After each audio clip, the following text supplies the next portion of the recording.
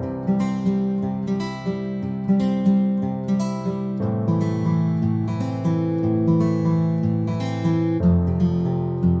हम इस वीडियो में एंडोमेट्रियोसिस के बारे में बात करने जा रहे हैं, जो कि आज के समय में बहुत कॉमन प्रॉब्लम हो चुकी है।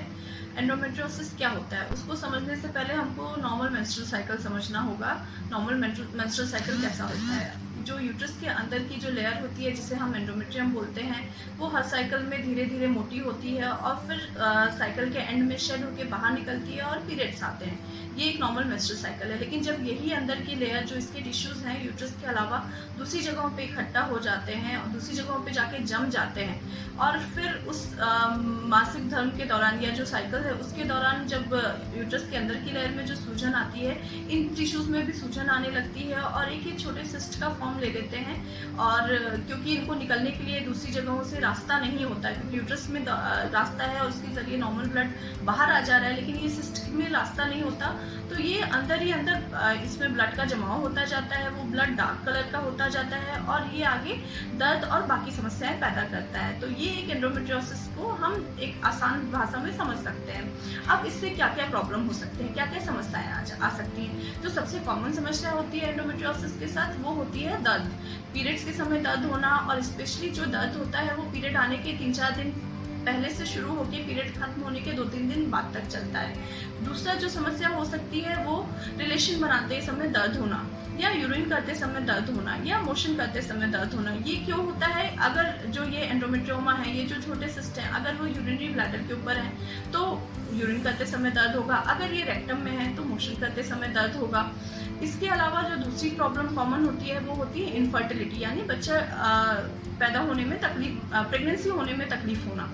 तीसरी जो प्रॉब्लम होती है वो होती है हैवी मेंस्ट्रुअल ब्लीडिंग होना। चौथी जो प्रॉब्लम होती है, इसके कारण एडेशन या चिपकाव हो जाता है, जिसके कारण कंटिन्यूसली दर्द बना रहता है, जिसको अपन क्रॉनिक पेल्विक पेन बोलते हैं। इसके कैसे जान सकते हैं? इसके लिए जो सबसे ज़्यादा जिन पेशेंट्स में ये प्रॉब्लम होती है, या जो पेशेंट इनफर्टिलिटी के कारण आए हैं, या जो कंटिन्यूसली पेन के कारण आए हैं, अगर उनकी अपन सोनोग्राफी कराते हैं तो सोनोग्राफी में हमको एंडोमेट्रियोमा या एक सिस्ट दिखाई देता है, या ये छोटे छोटे कई जगहों पे सिस्ट दिखाई देते हैं।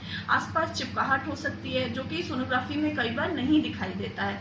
और दूसरा जो तरीका होता है जानने का, एक ब्लड टेस्ट होता है जिसको CA-125 बोला जाता है। उसमें भी इसके लेवल, CA-125 का लेवल ज़्यादा होता है एंडोमेट्रियोसिस की कंडीशन में। अब इसका ट्रीटमेंट क्या होता है? इसका ट्रीटमेंट 2 तरीके से किया जा सकता है।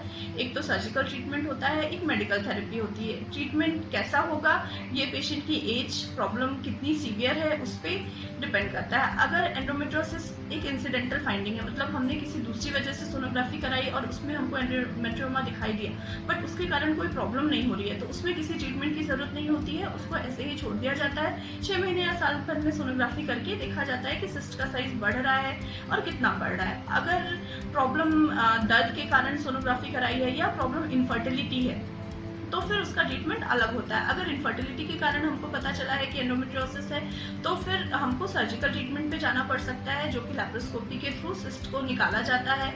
और सर्जिकल ट्रीटमेंट में एक जो बात है जिसका खास ध्यान रखना चाहिए कि सर्जरी हमेशा लैप्रोस्कोपी ही होती है एंडोमेट्रियोसिस के केस में, क्योंकि इसमें चिपकाहट, आसपास के जो ऑर्गन्स है वो एक दूसरे में चिपकते लगते हैं, जिसके कारण एडिशन बन जाते हैं। ये समस्या ज़्यादा होती है। तो अगर हम ओपन सर्जरी में जाते हैं तो फिर ये प्रॉब्लम और बढ़ने का खतरा होता है और हमारी समस्या और आगे बढ़ सकती है। इसलिए सर्जरी के लिए हमेशा अपना सर्जन बहुत केयरफुली अपने को चूज करना चाहिए, और जो भी फर्स्ट सर्जरी होती है वही हमारा आगे का फ्यूचर डिसाइड करती है। अगर हम मेडिकल थेरेपी की बात करें, जो मेडिकल मैनेजमेंट है, वो भी अगेन एज पे डिपेंड करता है। अगर कोई बहुत यंग एज की पेशेंट है जिसको एंडोमेट्रियोसिस की प्रॉब्लम है, तो हम मेडिकल थेरेपी उसके लिए चूज करेंगे।